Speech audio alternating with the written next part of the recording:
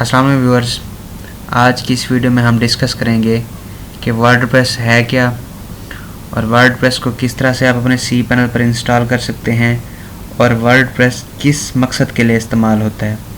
तो आज की इस वीडियो में हम ये तमाम तर पहलू डिस्कस करेंगे। अगर तो आपने अभी तक चैनल को सब्सक्राइब नहीं किया तो चैनल को सब्सक्राइब कर लें ताकि आने वाली हर नई अपडेट आप तक बर वक्त पहुँच सके। जैसा कि आप जानते हैं कि हमने ऑनलाइन लर्निंग सीरीज़ स्टार्ट कर रखी है और आज उसकी ये तीसरी वीडियो है। तो इंशाल्लाह अगली वीडियो में स्टेप बाय स्टेप आपको मुसलसल गाइड किया जाएगा कि किस तरह से आपने वेबसाइट डेवलप करनी है। तो चलते हैं अपने टॉपिक की जानिब। सबसे पहले आप अपने सी पैनल को लॉगिन कर लेंगे जो कि आपको अपनी होस्टिंग प्रोवाइडर कंपनी से मिलेगा। सी पैनल को ओपन करने के बाद आप यहाँ पे फाइल मैनेजर में आ जाएंगे और यहाँ पे आपने फ़ोल्डर सेलेक्ट करना है पब्लिक HTML फ़ोल्डर। आपका तमाम तर डाटा जो एक डोमेन का होता है पब्लिक HTML फ़ोल्डर में होता है। अब यहाँ से आपने इस फ़ोल्डर को ओपन करना है तो आपके पास जितनी भी आपकी सब डोमेन्स होती हैं वो यहाँ पे आपको शो हो रही होती हैं। अब अगर तो आप अपनी मेन डोमेन पे इंस्टॉल करना चाहते हैं वर्डप्रेस को तो आपने यहाँ पे फ़ोल्डर को अपलोड करना है, और अगर तो किसी सब डोमेन पे अपलोड करना चाहते हैं तो आपने उस सब डोमेन पे फ़ोल्डर को अपलोड करना है। आपने एक वेबसाइट ओपन करनी है wordpress.org।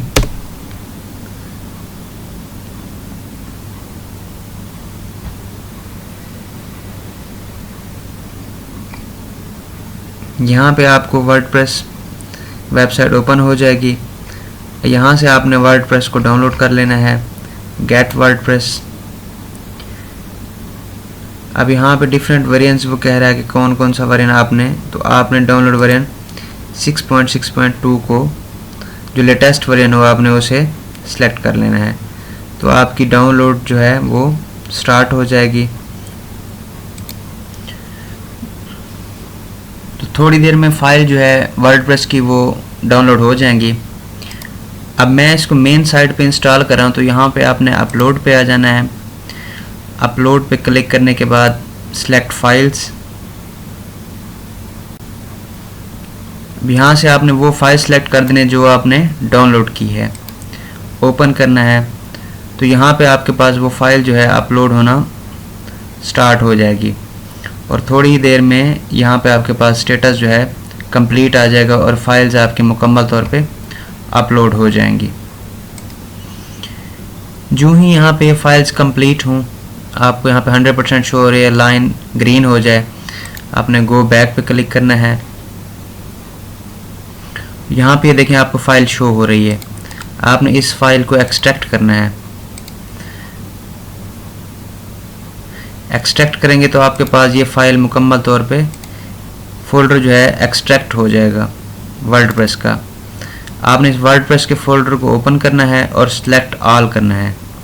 सिलेक्ट ऑल करने के बाद मूव करना है और इस वर्डप्रेस को इरेज कर देना है, अपने मेन फ़ोल्डर में आ जाना है आपने। तो ये सारी फाइल्स जो हैं आपकी मेन डोमेन का जो फ़ोल्डर है उस मेन डोमेन के फ़ोल्डर में आ चुकी हैं। अब आपने अपनी मेन डोमेन का जो लिंक है वो ओपन कर लेना है।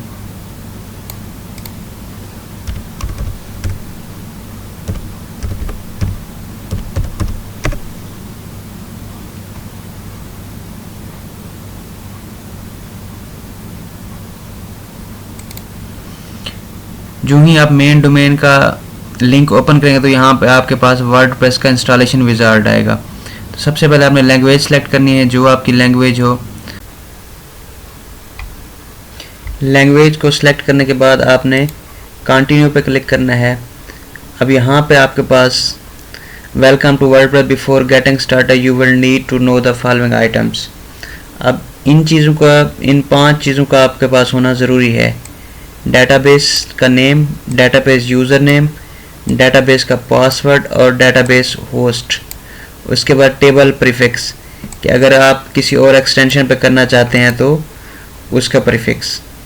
तो अगर आपके पास ये सारी चीज़ें कंप्लीट हैं, आपने लेट्स गो पे क्लिक करना है। अब यहाँ पे आपके पास आपने ये सारी चीज़ें जो हैं फिल अप करनी है। अब ये चीज़ें आपको कहाँ से मिलेंगी? आपने दोबारा अपने सी पैनल में आ जाना है और सी पैनल में आने के बाद आपने मैनेज माई डेटाबेसेस पे क्लिक करना है। यहाँ पे आपके पास जो डेटाबेसेस हैं आपकी, वो सारी आपको शो हो रही होंगी।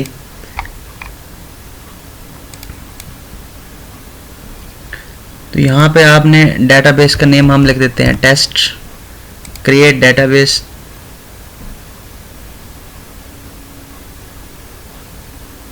अब डेटाबेस ये हमारे पास क्रिएट हो चुका है।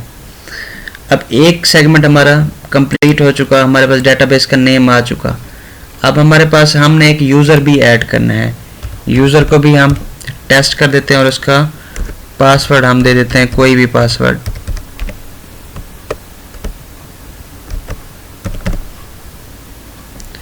लेकिन पासवर्ड जो हो वो अल्फ़ा न्यूमेरिक होना चाहिए, जिसकी लेंथ 65 हो। मीन के उसमें कैपिटल लेटर भी होने चाहिए, स्मॉल लेटर्स भी होने चाहिए, कैरेक्टर्स भी होने चाहिए और नंबर्स भी होने चाहिए।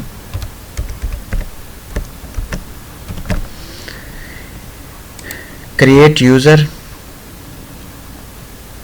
अब ये यूज़र भी क्रिएट हो चुका है हमारे पास। अब तीसरा स्टेप जो है वो ये है कि आपने इस डेटाबेस को इस यूज़र नेम से कनेक्ट करना है। अब यहाँ से आप ऐड यूज़र टू डेटाबेस, अब यहाँ से आपने टेस्ट, यहाँ से उस यूज़र नेम को सेलेक्ट और ऐड करना है। ऐड करने के बाद यहाँ पे ऑल प्रिविलेजेस को क्लिक करके मेक चेंजेस कर देना है। अब आपकी ये सारी चीज़ें कंप्लीट हो चुकी हैं। अब यहाँ से आपने डेटाबेस का नेम कॉपी कर लेना है, डेटाबेस नेम यहाँ पे पेस्ट कर देना है। यूज़र नेम भी हमारा सेम ही है, वो कर देना है। उसके बाद यहाँ पे पासवर्ड जो आपने डेटाबेस का दिया था वो आपने एंटर करना है। उसके बाद डेटाबेस होस्ट जो होता है अमूमी तौर पे वो लोकल होस्ट ही होता है और प्रीफिक्स इसका वर्डप्रेस ही होता है। उसके बाद आपने सबमिट पे क्लिक करना है। जो ही आप सबमिट पे क्लिक करेंगे आपको यहाँ पे बता ऑल राइट कि आपका डेटाबेस भी ठीक है, होस्ट नेम भी ठीक है, आपकी सारी इन्फॉर्मेशन जो आपने प्रोवाइड की हैं वो करेक्ट हैं। तो उसके बाद आपने रन इंस्टॉलेशन कर देना है।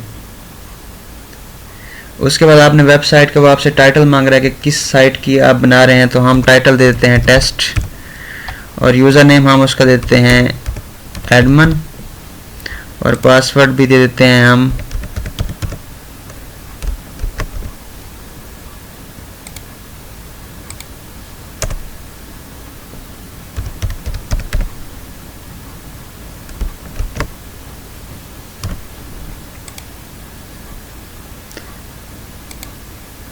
उसके बाद यहाँ पे ईमेल दे देते हैं कि अगर तो आपको पासवर्ड वगैरह भूल जाए तो आपने किस तरह से रीसेट करना है। उसके बाद इंस्टॉल वर्डप्रेस पे आपने क्लिक कर देना है। WordPress has been install, thank you. तो इसका मतलब आपका वर्डप्रेस जो है इंस्टॉल हो चुका है। तो अब हम चेक करते हैं अपनी वेबसाइट को कि वहाँ पे इंस्टॉल हुआ है या नहीं हुआ। तो जो ही हम अपनी मेन वेबसाइट ओपन करते हैं तो यहाँ हमारे पास हमारी वेबसाइट ओपन हो जाती है। यहाँ पे नेम आ जाता है, यहाँ पे एक बाय डिफ़ॉल्ट उनका थीम आ जाता है और हमारा वर्डप्रेस इसके ऊपर मुकम्मल तौर पे इंस्टॉल हो चुका है। अब नेक्स्ट हमने उसके ऊपर थीम इंस्टॉल करना है और अपने रिक्वायर्ड सेटिंग करनी है। तो इंशाल्लाह नेक्स्ट वीडियो में थीम के बारे में डिस्कस करेंगे और किस तरह आपने उसको चेंज करना है। ये तमाम बातें इंशाल्लाह अगली वीडियो में डिस्कस करेंगे।